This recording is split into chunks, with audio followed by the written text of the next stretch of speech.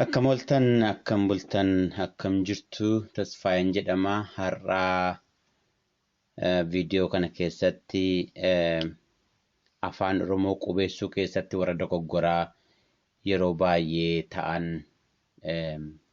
jechoota tokko wajjin ni ilaalla. Kanaan duras iddoo tokkotti waan namoonni dogoggoran wajjin ilaalleerra. Amma asirratti waan yeroo baay'ee namni dogoggorri sun immoo eessarraa akka ka'uu danda'ee fi akkamittiin akka sirreessuu dandeenyu irratti wajjin ilaalla. Akkuma beektanii afaan adda addaa keessatti jechoonni adda addaa jecha hundee jecha base words jedhaman jecha hundeerraa ka'aniitu jechoonni biraa uumamu. Yookaan immoo jechoota jiran hundumayyuu gara duddubaatti trace back goone jechoota jarri irraa ka'an jedhaman stem words yookaan immoo jechoota hundee jechoota mana iddoo jarri irraa ka'anii itti geggeessuu dandeenya. Seera afaan Oromoo qubeessuu keessaa tokko wanti nuyi ilaaluu qabnu jechoota warra hundee kana ilaallee jechoota warra achirraa ka'an qubeessuu isaanii sanaan sirreessuu akka qabnudha seerri tokko.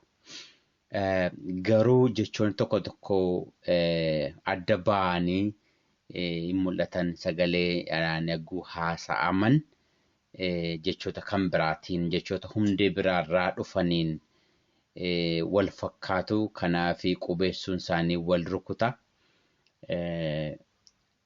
Kanaaf seera kana ilaallee dogoggoroota warra uumaman sana wajjin ilaalla.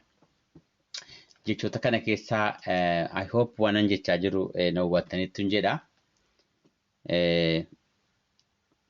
Gabaabsa irra deebi'uudhaa fi jechoonni afaan kamiiyyuu afaan jecha hundee jedhamu qabu. Fakkeenyaaf maal isiniin jedhu nyaata dhagguu jecha hundee yoo ta'e nyaachuu, nyaachisuu, nyaadhuu, hin nyaanne, nyaadheeraa jarroonni kun hundi jecha tokkorraati kan isaan dhufan. Jechi nyaadhu yookiin nyaata jedhu sun jecha hundee jedhama jechuudha. Akkuma kana Ingiliffa keessatti illee waan kana fakkeenyaaf select yoo jecha hundee ta'e selection, selected warra kana jechoota baay'eerraa teensiidhaan wal qabatee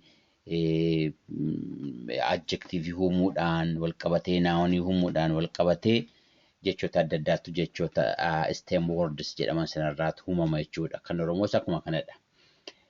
Garuu agguu afaan Oromootti agguu qubeessinu jechoota warra hundee kana ilaaluu qabna. Jechoota warra hundee irraa ka'an ilaalleetu qubeessuun jecha tokko sirreessuu qabna jechuudha. Yoo san hin ilaallee qubeessuun keenya dogoggora ta'a. Akka amma seera amma jirutti namoonni itti gargaaramaa hin jiranis wajjin ilaalla. Garuu waan baay'ee yeroo baay'eetti iddootti dogoggoramu argina jechuudha. Dogoggora sana wajjin ilaalla. Fakkeenyaaf jecha yeroo baay'ee namni dogoggoru jechoota kana lamaan isinii fida.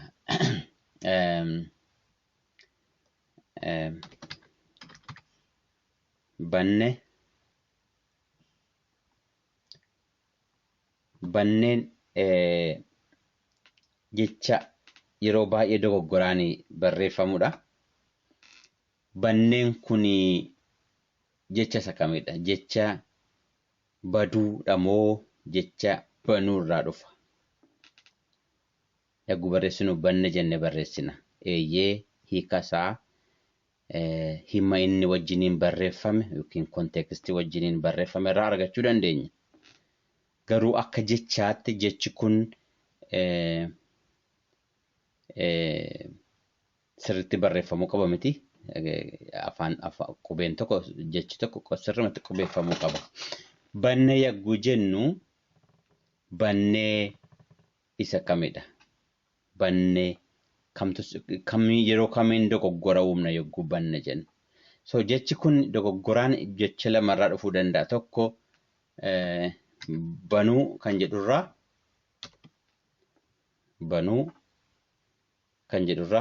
yoo banuu kan jedhurraa yoo ta'e jechi kun sirriidha jechuudha. Yoo baduu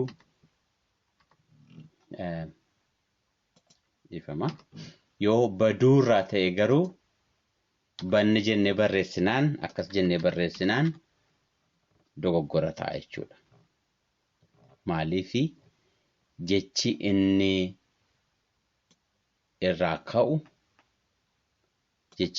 ka'u stem word yookiin jechi jalqabaa yookiin jechi hundee yoo ilaallu qubeessuun kun sirrii hin ta'u jechuudha. Kanaaf yogguu kana qubeessinu akkas ta'uu qaba jechuudha. Yogguu dubbisnu banne jedhameetuma dubbisamuu danda'a. Garuu yogguu qubeessinu garuu akka kanatu hin taane akka kana ta'uu qaba jechuudha. Yoo banuu ta'e inni kun sirriidha. Yoo waa'ee banuu, waa'ee cufuu waan akkanaa yoo haasawna ta'e. Yoo waa'ee baduu ta'e garuu banne jennee haasa'uullee yoo baanne yoo banne jenneellee naasofna taa'ee haasa'uun rakkoon qabu sagaleen irra buta ta'uu danda'a. Garuu yogguu qubeessamu akka kanatti qubeeffamuu qabaa jechuudha. Maaliif akkana ta'uu qaba inni kun? Qubeenni jechi dhiifama jechinni jalqaba irraa hundaa'e gatii baduu ta'eef. Egaa jechoota kana jiru baay'ee kan seera kana itti hin hordofin barreeffamu. Jara kana keessaa tokko wajjiniin ilaalla daballee. Fakkeenyaaf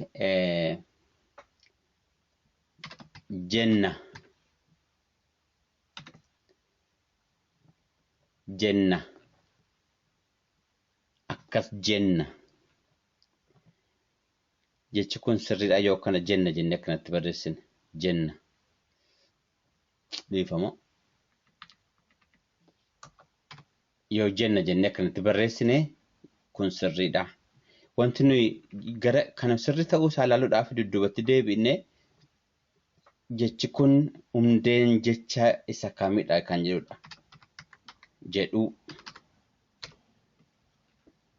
Jedhuudha miti jedhuudha wayi tokko jenna akkas jenne jechuudha. Yoo jenna jennee akkanatti barreessine hagguu haasawnu sirriidha. Yogguu qubeessinu garuu sirrii miti jechuudha. Kanaaf wanti ta'uu qabu hagguu barreessinu maal ta'uu qaba? Kun akkanatti sirriin ta'u yogguu barreessinu akkam ta'uu qaba? Akkas ta'uu qaba jechuudha. Jenna. Hin dubbisnu yogguu haasofnu hin dubbisnu garuu yogguu qubeessamu akkanatti ta'uu qaba. Yogguu qubeessinu akkanatti ta'u maaliif jecha inni irraa ka'etu akkasidha waan ta'eef. Akkasidha waan ta'eef.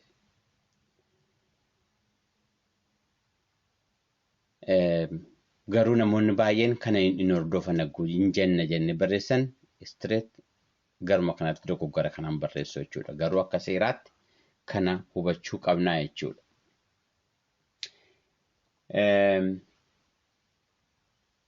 Kan biraa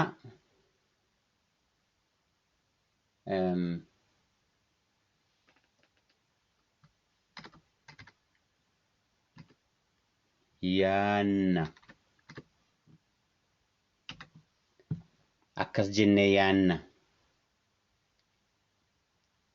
akkas jennee yaanna yogguu yeroo namoonni baay'een barreessan jecha kana kanatti barreessinu garuu jechi kun kan inni irraa dhufe yaaduu yaada kan akkanaati.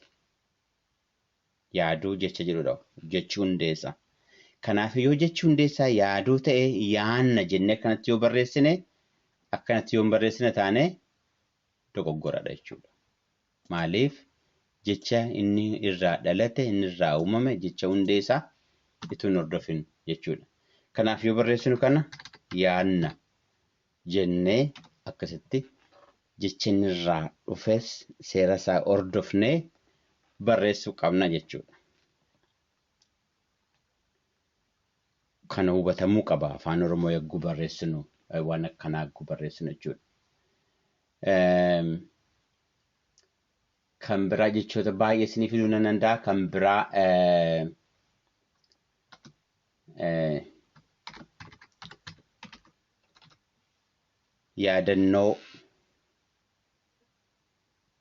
yaadannoo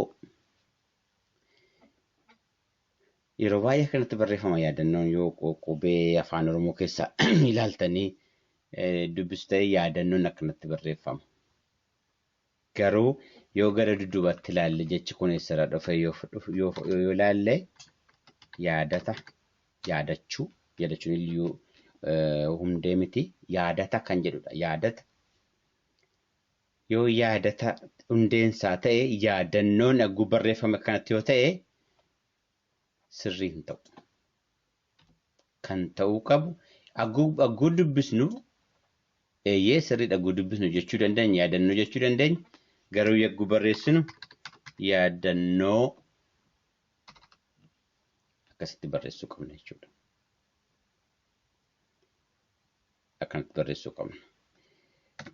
Jechi yeroo baay'ee tokko dogoggoraan barreeffamu kanaan wal fakkaata.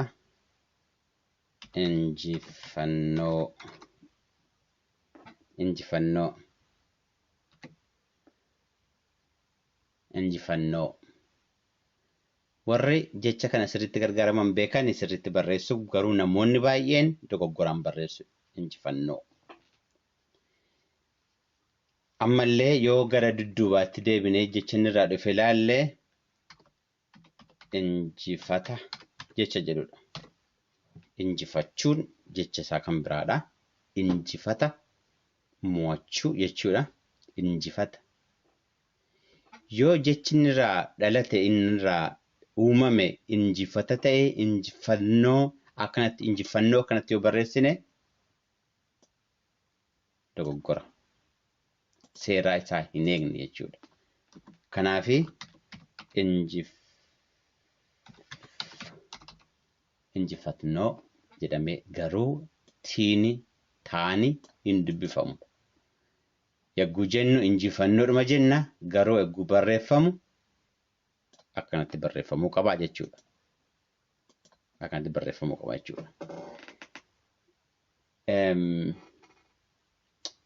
Garuu kan warroonni baay'een amma yoonaa nama rakkisan kan namni illee itti gargaaramee hin beekne jechoota baay'eetu jira. Fakkeenyaaf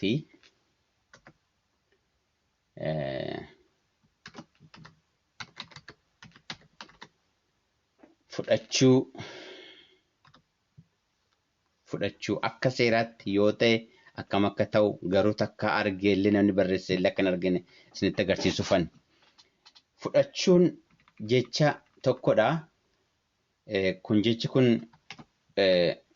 fudhata jecha ta'urraa dhufa. Fudhachuu. Yoo fudhachuu akka kanatti barreessine akka yeroo baay'ee yeroo hundumaa yoo kanatti barreeffamaa jira. Garuu yoo akka seeraatti barreessine fudhachuu akkas ta'uu qaba. Seerri afaan kanaa kan ajaju jechi tokko akkatti dubbifamu rakkoo hin qabu. Akkatti barreeffamu seera in hordofuu qabu jiraachuu qaba. Kanaafi fudhachuun akka seera kanaatti akkanatti barreeffama. Ammallee taan sagalee irra butaati garuu akka sagalee irra butaa warra kaan hin dhaga'amu hin dubbifamu. Akka kanatti dubbifamuu danda'a. Fudhachuu jedhamuu danda'a. Garuu agguu qubeeffamu akka kanatti barreeffamuu qaba. Takkaallee namoonni akkanatti agguu barreessan hin qaban. Kanaafi argeen beeku. Namoonni warri seera afaan kanaa qo'attanii please karaa kanaatiin nu gargaara. Warri qo'annaa amma maastersii maal barattan yoo jiraatan afaan Oromooillee baay'ee mana barnootaa idileetti illee hin baranne. Ani afaan Ingiliffaatiin maayinariin qabaayyee. Kanaaf waa'ee afaan yommuu man danda'uun barsiisaadhaaf malee afaan Oromootiin ogummaa hin qabu dhiifama naa godha. Garuu warri ogummaa qabaattan warri kanarratti barattan koomentii keessan yoo na barreessitan wantan jechaa jiru kun dogoggora yookaan sirriidha of sirreessuu nan danda'a. Keessumaa warra nama jechoota nama kanaan taansee barreessuu keessatti. Kan biraa jechi yeroo baay'ee dogoggoraan barreeffamu nyaachuudha. Nyaachuun jechinirraa dhufu nyaata miti nyaatarraa dhufa. Nyaachuu nyaatarraa dhufa jechisaa hundee nyaatadha. Yoo hundisa jechisaa hundee nyaata ta'e yagguu nyaachuu barreessinu akkanatti barreessinu irra jiru. Yeroo baay'ee akkanatti barreeffama ammallee. Garuu yeroo barreeffamu nyaachuun akkana ta'uu qaba. Nyaachuun akkana ta'uu qaba. Jechoota kan biraa isiniif hin dabala. So akka seeraatti kunillee dogoggora. Akka seeraatti kunillee dogoggora. Sagaleen isaa sirriidha. Qubeessuun isaa sirrii miti jechuudha. Kan biraa jecha kana wal fakkaatu gaafachuu.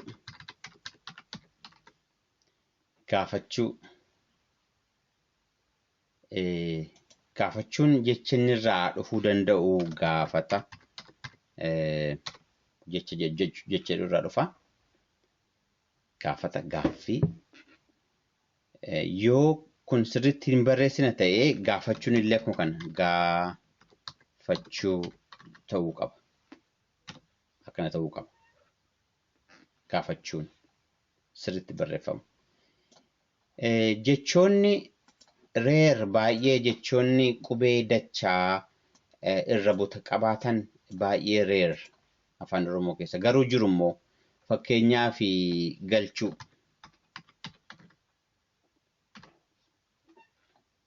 Galchuu asitti raan irra butadha. Kana wajjin qooqni isaa wal fakkaata. Istiraakchariin qooqa isaa wal fakkaata. Galchuu. So afaan yoo akkanatti seera akkanaan jiru afaan akkanatti akka barreeffamu hin jiru hin jenne kan akkanatti barreeffamu jiru. Kan biraa dhalchuu. Kunis isuma jara kana wajjin wal fakkaata jechuudha. So seera hundee jecha hundee hordofnee yoo barreessine malee jechoonni qubeessuun keenya jechuun rakkoon qabu garuu qubeessuun keenya dogoggora ta'uu danda'a. Yeroo qubee tokko qubeessinu yeroo jecha tokko qubeessinu jecha irraa dhalate jecha hundeesaa hordofnee barreessuun akka nurra jiru seera afaan Oromoo keessa tokkodha. Kanaaf jarreen kana eeguu barreessinu hubannee barreessuun nurra jira jechuudha. Kana ta'uudha baannaan akkuma keessumaa warra commonly sirratanii barreeffamuu hin qabne warra babarreessinee barreessinu kun jiru jala kana faallee sirreeffannee barreessuu dandeenya jechuudha. Egaa kanadha har'aa fi kanuman qaba ulfaadhaa galatoomaa yaada keessan akkuma sila jedhe dogoggorri jiru yoo jiraate yookaan immoo itti dabalata yoo jiraate yookaan immoo gaaffii yoo qabaattan viidiyoo kana gajjalaatti naaf ergaa sinifan amman dandeessi sinifan deebisaa ulfaadhaa galatoomaa yeroo gaarii.